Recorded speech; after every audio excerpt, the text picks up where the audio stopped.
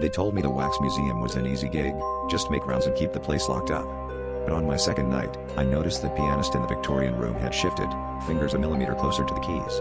I laughed it off, but as I passed by the Gladiator's display, I spotted something glittering on a Roman's finger, a gold band I hadn't seen before. I shrugged it off, but when I reached into my pocket for my wedding ring, my heart dropped. It was gone. I retraced my steps, searching every corner, but the wax figures watched me in silent judgment, eyes glassy and oddly focused. The security cameras, for whatever reason, just looked static during my rounds. At 2 a.m., the overhead lights flickered, and I heard the faintest scraping, like stiff shoes dragging across marble. I spun around to see the pianist's hand now pressed flat on the keys, a position I was sure I'd never seen before. I tried to convince myself I was just tired, but the unease gnawed at me. By 3 a.m., I'd convinced myself to check the Victorian room one last time before my shift ended. As I approached, the temperature dropped, breath fogging in the air.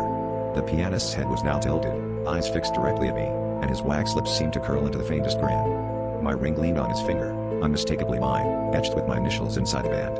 I reached out, and his wax hand closed over mine with a strength that was all too human. I struggled, but the other figures had shuffled closer, the gladiator, the nurse, the grieving widow, all with eyes that flickered with something alive. They whispered in voices that sounded like my wife's, like my own. That's when I saw the new plaque below the pianist, donated by security guard, 2024. I realized too late, every night guard here left something behind. And tonight, it was my turn.